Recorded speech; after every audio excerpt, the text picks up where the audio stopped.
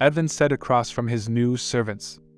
A malicious smile spread across his face. With their employ, his safety would be essentially assured. If he played his cards right, they would willingly put their life on the line for him forever. And he had also put the trade master on the trail to attain him more demigods. Everything was headed in the right direction. He had a hard time believing that these two were the expert murderers he knew their counterparts to be. He had rescued them before the hardships the world imposed upon them fully took them over. This would give him a chance to mold them to his will. Even though this world was a cruel place, that didn't allow a child to grieve for their deceased parents. He would be there for them and give them an opportunity to thrive. He started by simply asking them their names. They were totally timid.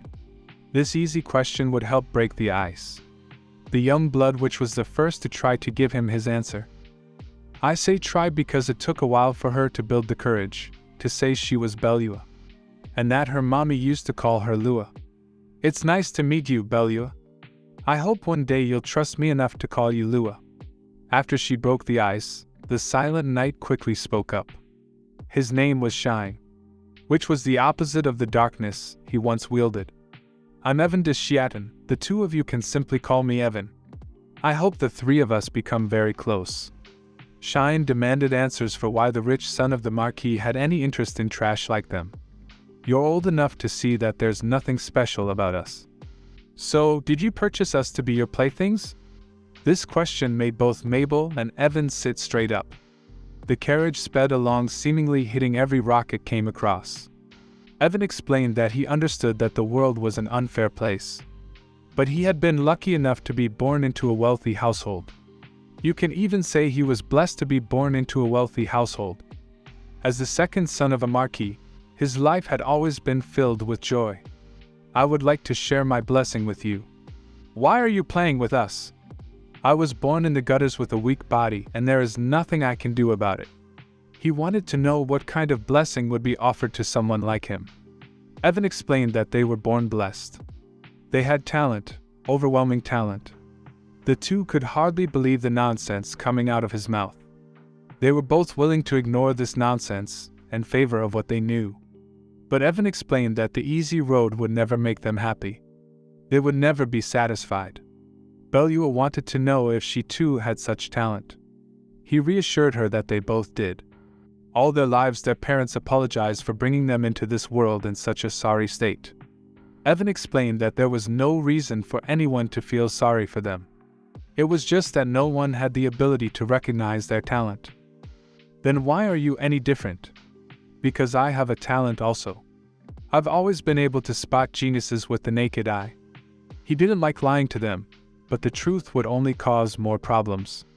His words had Belua on the edge of her seat. She wanted to believe in something so badly. Evan knew that his word alone wouldn't do. So, he made them a promise. If they gave him 3 years, just 3 years, he would prove what he said. If they didn't possess the talent, the strength, all the traits he mentioned, at the end of those 3 years, they would be free to leave of their own accord. All they had to do was follow his orders and he would prove it to them. He promised on his name that what he said was true. No one would ever disrespect them again. He made them promise that if what he said came to pass, that the two of them would follow his orders from that point forward. He let them know that he needed them to reach his goal and that this wasn't charity. So what do you say? Will you trust me? Will the two of you put your fates in my hand? Both their fates had already intertwined before either of them chose to put it in Evans's hands. Belua had no problems.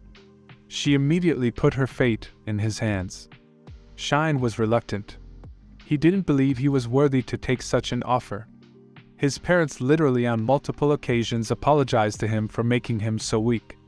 Shine, in 3 years you'll be thanking your parents for making you the way you are. For they birthed a special, strong and brave kid. This is all it took for the two demon god kids to finally succumb to their grief. The tears flowed and Evan comforted them. But on the inside he was stoked. He had set out this day to obtain a bodyguard. But he was coming home with 2 of the very best. He would protect and nourish them until they were of the age that they would do the same for him. The maids were appalled by what was brought to their front door. They could literally see the dirt and stink radiating off the young demigods. They snatched the kids up and rushed him away, for it was their job to protect the residents from outside intruders. The baths will be put to the test this day. Evan explained to his escort that he would keep the two by his side until they were ready to enter the dungeon with him. Although he was impressed by the way Evan expertly brought the two under his control. He knew from this day forward, Evan would have two loyal servants, but he didn't believe they were worth much. Evan reminded him that he only had to wait 3 years to see their worth. If you say so, young master. Let's head inside. Your new servant should be sent to you shortly. Evan returned to his slime-crushing training. It wasn't long before his two servants arrived in his room. He was in awe of their appearance. They cleaned up well. Detective Shine cut straight to the chase. If we prove our talents, what would you ask of us, young master? Evan expected nothing less from the person who would become the Silent Knight. It's simple. Your job will be to protect me. He totally threw them off. How can two kids like them protect the son of the Marquis? Soon the two of you will possess great strength. I want you to use that strength to protect my life. I don't know how he said all this with a straight face, with the cute noises of slime crushing invading their conversation. Such a job seemed totally redundant to the young ones. The second son of the Marquis had abundant security at his disposal already. How could they be of any service? He only wished one thing of them, for them to remain by his side and protect his life. Other than when they were off training, this will be their main priority. His tongue may make it sound as if this was an easy task. But in reality, this was a lifelong devotion to his service. So, there's going to be a dangerous situation in your future where you'll need our help. Evan praised Shine. He had hit the nail on the head with his observation skills. Master, do you have a reason for slaughtering those over and over? Ah, you mean my slime training? It's a secret to everyone else. But you guys will be by my side, so you're on a need-to-know basis. Evan noticed Belua's interest in his slimes. He reassured her that she would have the opportunity to squish way scarier beings than this. So, this is how this works. Since I told you guys what I wanted from you, you guys are going to tell me what you want from me. And don't hold back. Evan felt that employee welfare was very important. He didn't want disgruntled individuals in the future looking to take him out. Evan told them that as long as you two do your job of protecting me, all your wishes will be granted.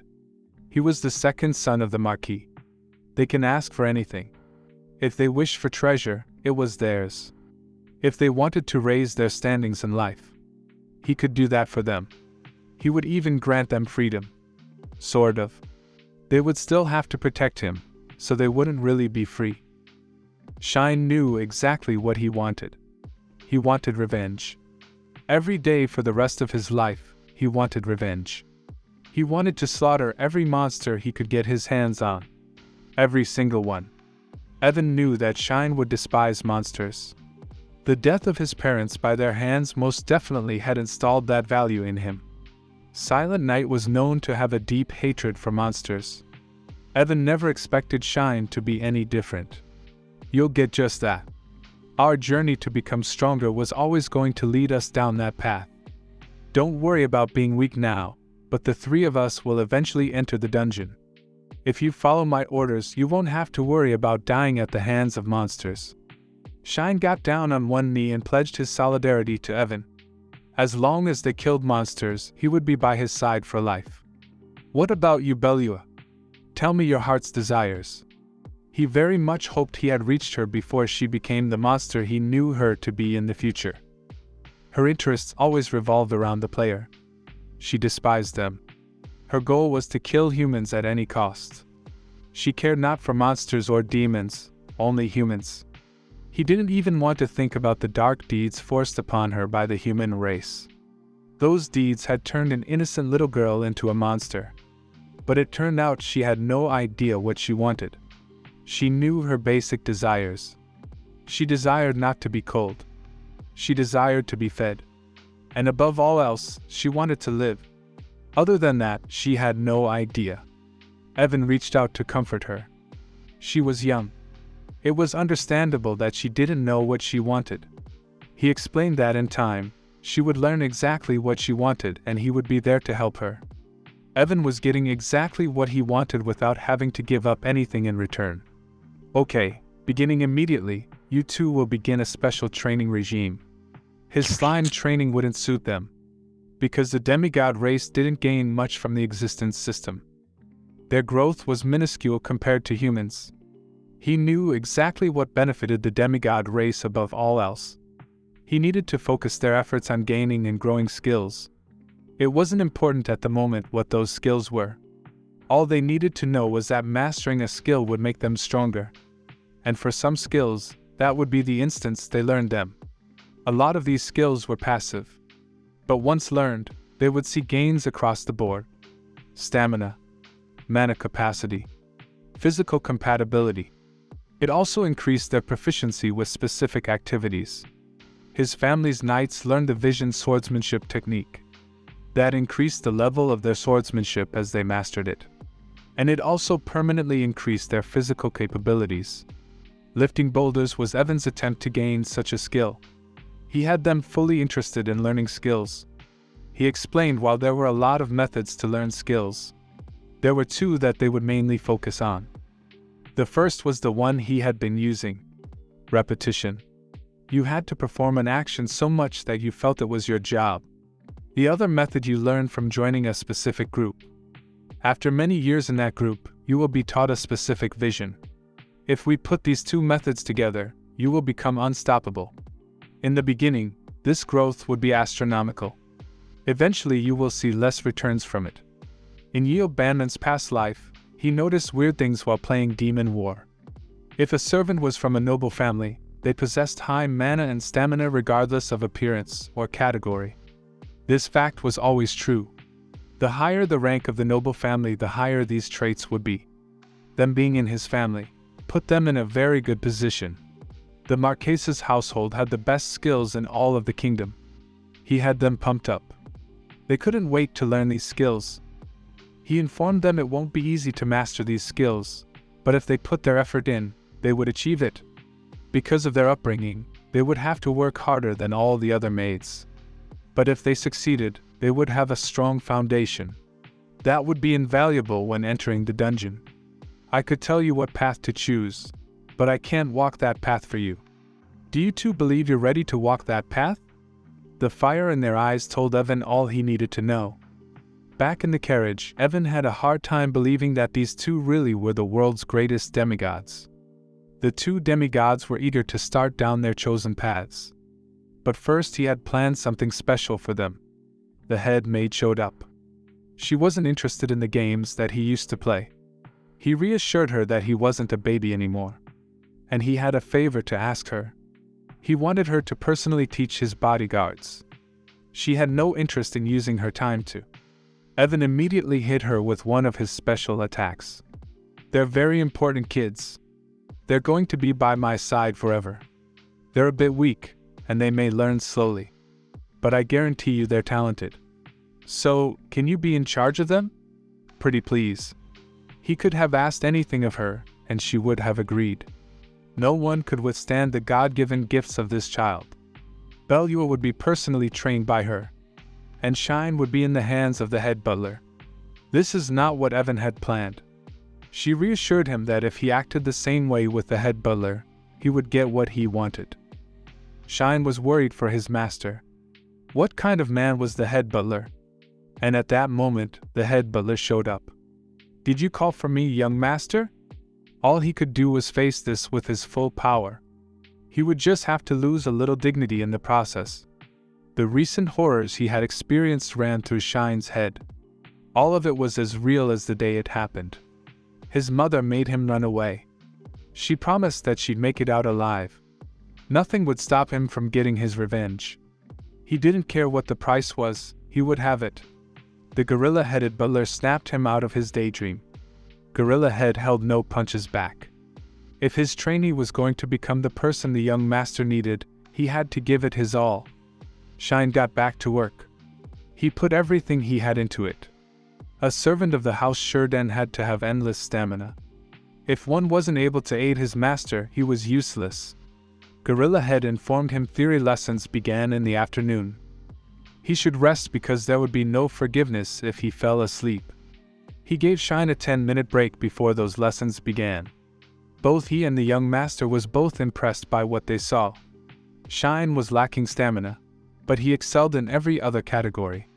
His judgment is amazing for a child, and his intellect is on par with that judgment. I don't know where his determination comes from, but I like it. It's time for us to get serious. We have plenty of healing artifacts. Shine shivered in fear. Evan's father sent Mabel to fetch him. He noticed Evan's normal habits had changed. He was worried for his son, since he hadn't seen him outside playing recently. Evan explained that he spent all of his time researching his new artifact. He was busy doing various experiments to this end. His father was puzzled by this and decided to give him some pointers. All right, Evan, just be careful. Let me tell you what I know about the artifact. It may put you on the right path. The artifact is most definitely a growth-type artifact. Evan was shocked by this. He had no idea. This meant that this artifact had an existence level of its own. Every time you satisfy its requirements, it'll unlock new abilities. Look closely at the gem in the center. Do you see the way it shines? I can feel mana radiating from that area. I'm not sure what this means, but if I had to guess, I would say when it lights up fully, it'll progress to its next level. No one ever used this necklace in the game.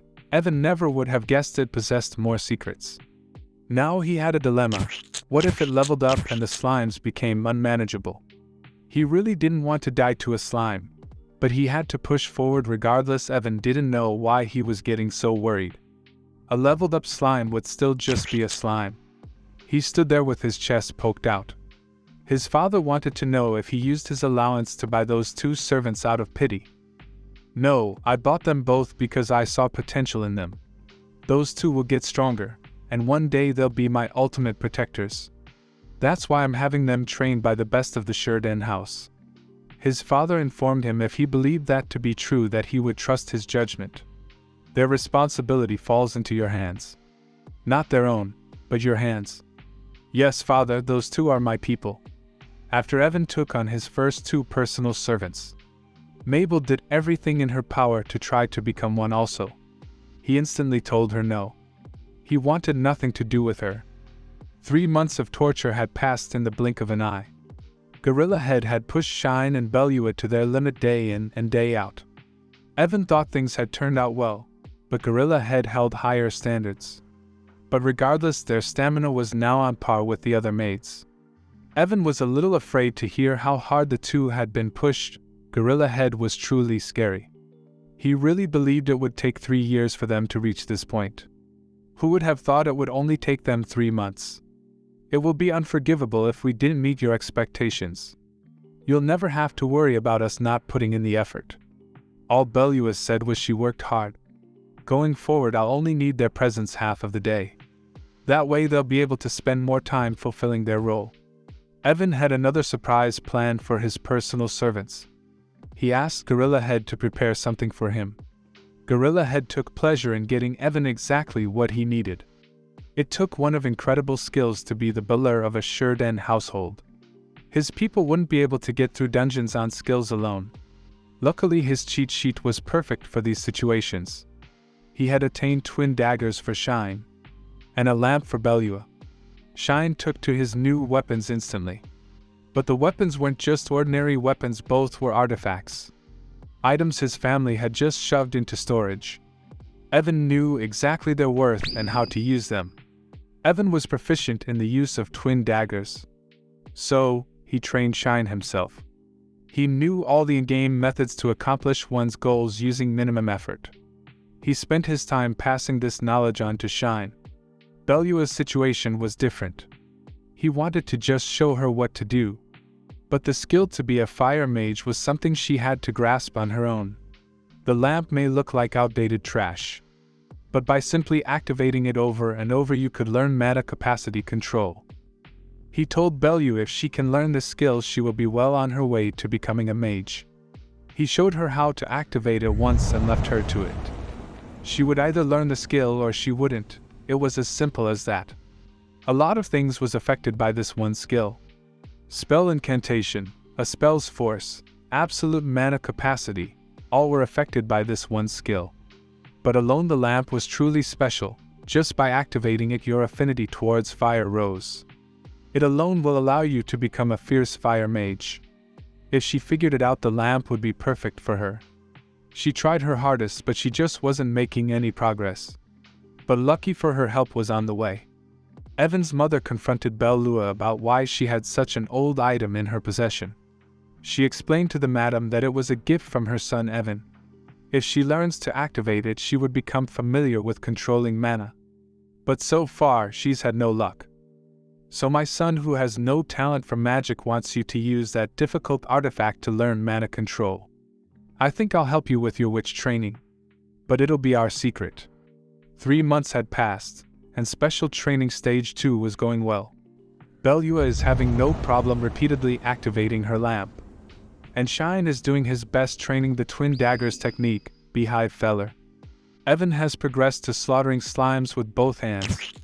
Learning that Mirasol's necklace was a growth-type item had changed Evan's plans. The opportunity to kill slimes with a 6-pack enticed him. Higher-level slimes would be harder, but the experience gained from such kills meant he didn't know when he would be returning the necklace. He hoped his father would be okay with it. If he was able to steadily grow, Mabel's kitchen knife would pose him no danger. It looks to be about the time for Immortality Project 3. Evan's mom spoke about him a lot during Belua's training. Immortality Project number 3. Myriad Poison Immunity. Evan Dishiadan felt it was best he worked on his poison immunity. It was, after all, one of his top causes of death. But like anything he did, it had to be complicated. There was no way Gorilla Head would ever consent to him intentionally poisoning himself. And since Gorilla Head controlled the money in their household, he would have to fund it himself. You know he's desperate when he goes to Mabel for help. I can't make you my personal servant, but I'll let you help me with a project I have planned. We will start a business. Evan had to bring in the big guns if he was going to get the approval to get this done. The Shelden family's first son, Eric D. Shelden. Evan creating the business lined up perfectly with tasks their father had given the eldest son, Eric. Their father had given him the task to build his leadership skills. Being a city inspector would allow him to rub shoulders with the influential businessman all across their city. Evans's plan was to drastically overhaul the business environment in their city. His older brother read through his business plan. He couldn't believe this was the work of his younger brother. Evan forgave his brother for feeling this way. There were things in that document that a 9-year-old really shouldn't know. All the happenings in the city for the past half year have been written there. Everything a merchant would find useful. If Evan was to use the information found in these documents to his own end, he would become a very successful merchant. But he was only interested in earning a little allowance. At least that's what he told his family. His brother understood it. Together they would take this proposal to their father. Evan had planned everything out perfectly. His father was worried that this was too much for a small business. He explained that he was only planning on running one business. The rest could be ran by businessmen of their choosing. He was only interested in running the medical facilities. His father decided to treat him the way he would treat anyone who brought such documents to his table. You wrote this with the intention of offering the information to me. Key parts are intentionally left out. Are you planning on negotiating with your own father? Evan stepped up to the plate. How else would I make you believe I was serious? The two joked about whether he was really their relative or not. They should be careful with those jokes. They have a purple-haired kid that barely resembles them. His father decided they would push forward with the business plans. He would set up a meeting with his vassals immediately. His father had been running a business as an experiment. Now was the time to push that experiment forward. Evan's actions would change the future of their family forever. And all because he wanted to sip a little poison. The vassals were shocked. Everyone had heard about how strange the young master had been acting recently. But this is not what they expected. Him being so young took value out of the documents. but they would push ahead anyway. The risk would be worth it. But they all wondered what his interest was in the medical business. But to put it simply, he felt it was his responsibility to take care of the weak and poor. The people who the church was willing to leave by the wayside. If a person couldn't be healed with divine intervention, the church wasn't interested. His business would help everyone, regardless of their ailments, or the size of their pocketbook. Because of this, he backed his son fully. Evan's father was willing to put his name on the line because he truly believed in his son. If his name wasn't on the documents, the church wouldn't idly stand by. And his name on the documents would give Evan's business the attention a new company needed to survive. Evan's father reassured him that it would all be fine. If he had to, he would negotiate himself with the emperor. If his son wanted to help the citizens, then his son would be allowed to do just that. With that, Evan's new business was permitted to move forward with full funding of the house. He wrapped his arms around his father, giving him the biggest hug. Knowing good and well, the citizens weren't his first concern. Taking care of the citizens was nice and all. But his life was first priority. He would be importing every poisonous item he could get his hands on. Mabel was eager to lend her help to her master in any way she could. Evan was going to use her, and when he was done, he was going to toss her to the side. He's begging for that kitchen knife. It took no time for the business to get up and running. As soon as they got permission from the Marquise, things got underway. But Evan's pharmacy was non-existent. For the church was an evil force. This was their territory, and they wouldn't concede it to anyone. Not even the son of the Marquis. Yeo Banman forgot how things were when Demon Wars 3 first came out. There was 100% a potion crisis. It got so bad. People had to recruit alchemists to their party just to get the healing they needed. You could also solve your potion problems by learning alchemy yourself. This was the route best suited for Evan. But this led to a few problems. Who would buy a potion made by a 9-year-old? He would need to train under a true pharmacist to show the city he had talent. He could share his cheat potion recipes in exchange for their tutorage. It turns out finding the pharmacist wasn't that easy, so he sent Shine in search of one. Shine returned with an unexpected face. The head of the slave exchange. Word had reached his ear that Shine was searching for a pharmacist. And since it was his forte to find people, he compiled a list for Evan. Their city was short on pharmacists, but if you looked outside the city there was quite a few. The church was serious about keeping healing underfoot. He passed Evan a list of all the pharmacists he knew. The document was immaculate.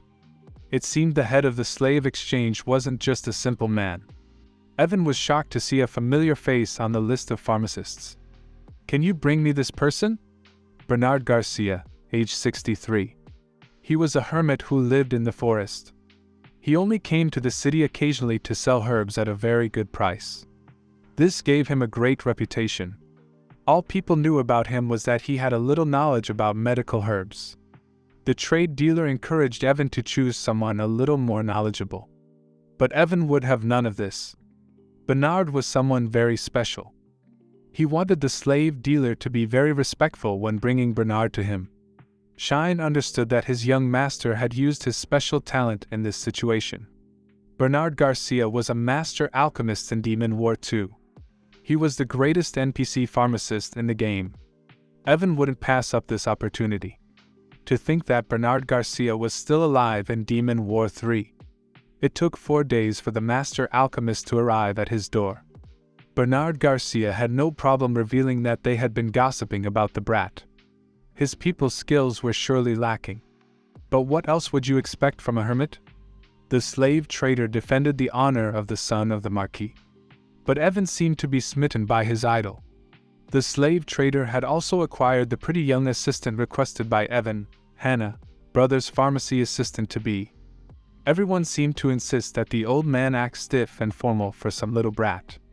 He was seriously contemplating heading home. It was time for Evan to put on the performance of our lifetime. His secret weapon would bring Bernard into line. When he was done, Bernard demanded he call him Grandpa. The slave trader acknowledged the excellent skills of the young master. As he made his leave, He reminded Evan of the deal they had struck earlier. He would be able to provide the demigod kids if Evan was still interested. Evan insisted that he bring them to him immediately upon finding them. And as a bonus, he insisted the trade master would be wise to see his father before he leaves. If you mention that you brought me a skilled helper, it should open many doors for you, but keep this a secret between us. Bernard was confused. He initially assumed that the trade master was a conman trying to offload money from a spa brat. But his eyes told him things were different.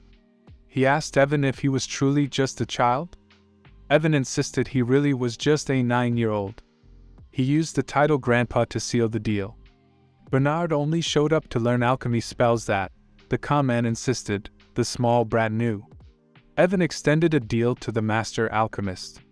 If he was able to show Bernard alchemy that he had never seen before, he would stay with Evan for at least 5 years.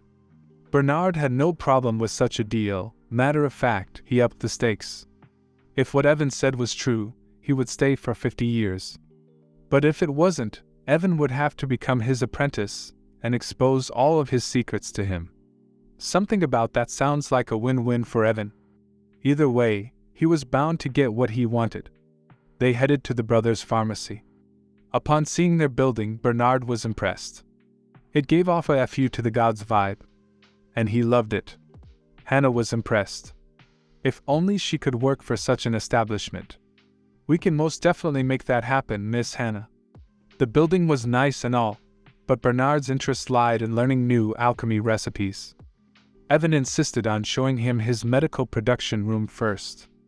The facility was state-of-the-art. It was like nothing Bernard had ever seen in this world before.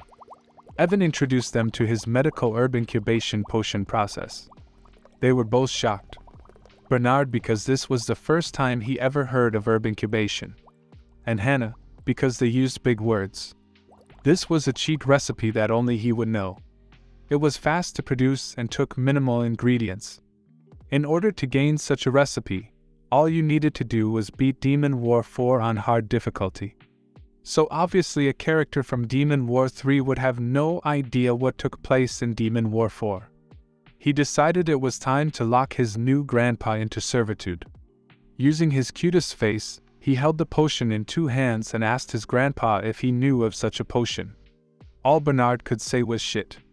The incubation process was simple. You deposit medical herbs in the fluid. The more precious the herb, the longer it took to incubate. The only downside was there was a limited use on each medical herb. But as long as you replace them, you have an indefinite supply of medical potions. Bernard was shocked. He was sure he had seen it all, and nothing new would ever pass through his hands. Because of this young brat, his last years upon this planet was bound to be enjoyable. Evan whipped out the contract with no remorse. His party was coming along nicely. Although his newest member was limited to the production field, Bernard was a master in that field. Hannah, on the other hand, was an unknown variable. Then there was his fire witch Belua, and Shine, his shadow assassin, and his future murderer Mabel rounded off the list. Recruiting Bernard had opened his eyes to a fact he didn't believe before. This was not a game, it was real life.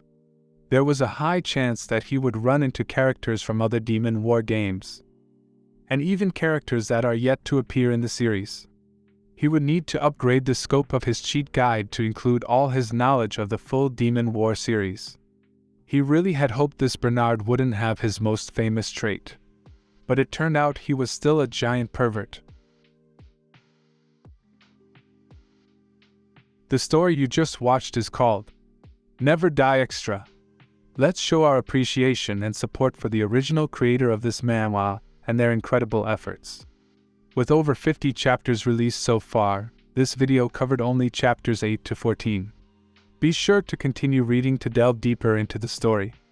If you haven't already, please subscribe to discover more amazing manhwas, manhwas, and mangas. Thank you for watching, and we look forward to seeing you in the next video.